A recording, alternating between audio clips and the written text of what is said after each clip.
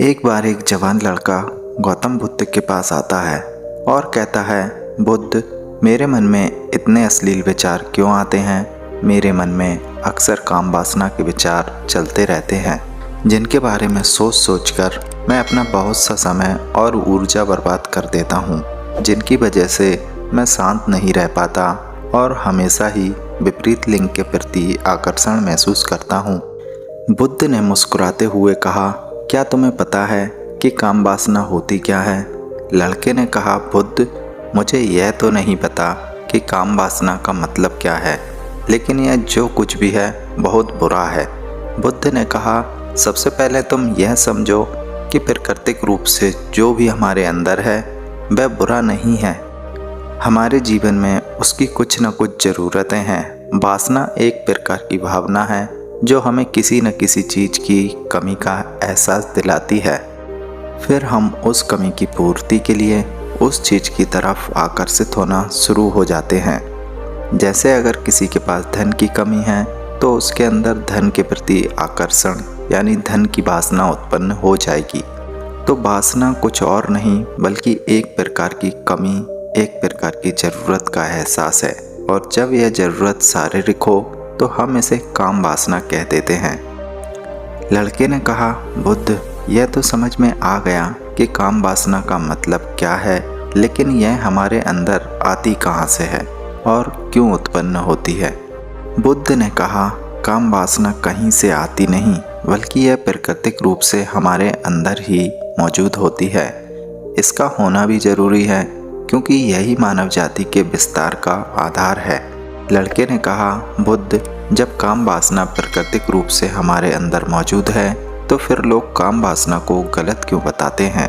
बुद्ध ने कहा, यह एक बहुत बड़ी समस्या है कि लोगों ने काम वासना को गलत नज़रिए से देखना शुरू कर दिया है, इसे दबाने की कोशिश करना शुरू कर दिया है। काम वासना का होना गलत नहीं है बल्कि काम वासना का बेलगाम होना गलत है। केवल उसी के बारे में हमेशा सोचना यह गलत है। केवल उसी के लिए जीना, उसी को अपने जीवन का लक्ष्य बना लेना गलत है। बुद्ध ने उस लड़के से पूछा, तुम्हें क्या लगता है, क्या जानवरों में भी काम वासना होती है? लड़के ने कहा, हाँ, वह तो ज़रूर होती है, क्योंकि आखिर जानवरों को भी तो अपनी पीढ़ी आगे बढ़ानी है। बुद्ध ने कहा, फिर हम जानवरों की काम वासना को गलत क्यों नहीं कहते? लड़के ने कहा, पता नहीं, वह आप ही बताइए। बुद्ध ने कहा, क्योंकि जानवर अपनी काम वासना का उपयोग सिर्फ संतान उत्पन्न करने के लिए करते हैं, उसे खुशी प्राप्त करने के लिए नहीं और ना ही सुख भोगने के लिए। क्योंकि जानवरों को प्रकृति ने इतनी सोचने समझने की क्षमता नहीं दी है कि वह अपनी काम वासना को अपने क्षणिक सुख का आधार बना सकें, जबकि हम इंसान अपनी सोचने समझने की क्षमता का उपयोग करके प्रकृति में पाई जाने वाली हर चीज़ का अपने सुख और आनंद के लिए उपयोग करने का प्रयास करते हैं। हम इंसानों ने काम वासना के साथ भी यही किया है, इसे अपने आनंद और भोग का आधार बना लिया है। जिस भावना को प्रकृति ने मानव जाति का अस्तित्व रखने के लिए अपने अंदर डाला था, उसे हमने जीवन का सर्वोपरि लक्ष्य बना लिया है, और इंसानी काम वासना का यह बेलगाम होना ही इसके लिए गलत होने का कारण है। लड़के ने कहा, बुद्ध, लेकिन यह काम वासना हावी होती क्यों है? इसके बेलगाम होने का कारण क्या है? बुद्ध ने कहा, काम वासना बेलगाम होने के 4 कारण हैं, जिसमें पहला कारण है जीवन में किसी बड़े उद्देश्य का ना होना। बुद्ध ने उस लड़के से पूछा, क्या जब तुम किसी काम में व्यस्त होते हो तब भी तुम्हारे दिमाग में अश्लील विचार आते हैं? लड़के ने कहा, नहीं, जब मैं व्यस्त होता हूँ तो मेरे दिमाग में अश्लील विचार नहीं आते। बुद्ध ने कहा, हमारा दिमाग एक बार में सिर्फ एक चीज़ के बारे में ही सोच सकता है, इसलिए जब हमारे दिमाग में कोई दूसरे विचार चल रहे होंगे तो अश्लील विचार आ ही नहीं सकते। अगर हमारे जीवन में कोई बड़ा और स्पष्ट लक्ष्य है और अगर हम उस लक्ष्य के प्रति पूरी तरीके से समर्पित हैं तो हमारे पास कभी इतना समय ही नहीं होगा कि यह फालतू विचार हमारे मन में घर कर सके, और अगर ऐसे विचार उठते भी हैं तो हमारी मजबूत लक्ष्य के विचार इन्हें आसानी से हमारे मन पर हावी नहीं होने देते। लेकिन असल समस्या यह है कि अधिकतर लोगों के पास एक मजबूत और स्पष्ट लक्ष्य की कमी है। बुद्ध ने कहा, काम वासना बेलगाम होने का दूसरा कारण यह है कि समाज के द्वारा इसे गलत बताकर दबाए जाने की कोशिश करना। लोगों के एक बड़े तबके ने कामुकता को हमेशा ही सबकी नज़र से देखा है और इसका सबसे बड़ा कारण है कि हमने अपनी यौन अंगों को शरीर के बाकी अंगों की तरह स्वीकार नहीं किया, जबकि हमारे यौन अंग भी हमारे बाकी अंगों जैसे हैं, जैसे हाथ, पैर, मुंह आदि। यह सब भी समान काम करते हैं जिसके लिए प्रकृति ने इन्हें बनाया है, लेकिन हमने इन प्रजनन अंगों को कुछ ज़्यादा ही रहस्यमय बना दिया है। और जब कोई चीज़ रहस्यमय बन जाती है तो उसके प्रति लोगों की एक अलग ही रुचि जागृत हो जाती है, जिसकी वजह से लोग जाने अनजाने में काम वासना के प्रति आकर्षण महसूस करते हैं। बुद्ध ने आगे कहा, जब किसी विचार को दबाने का या उसका दमन करने का प्रयास किया जाता है तब वह विचार और मजबूती के साथ उभर कर आता है, और यही काम वासना के विचारों के साथ भी किया जा रहा है। बुद्ध ने कहा, अगर मैं तुमसे कहूँ कि आम के बारे में मत सोचना तो तुम्हारे मन में पहला चित्र किस चीज़ का आएगा? तब लड़के ने कहा, बुद्ध, मेरे मन में पहला चित्र आम का ही आएगा। बुद्ध ने कहा, इसी प्रकार जब हम अश्लील विचारों को जबरदस्ती रोकने का प्रयास करते हैं तो वह और मजबूती के साथ हमारे अंदर आते हैं। इसलिए कभी विचारों को दबाने की कोशिश नहीं करना चाहिए।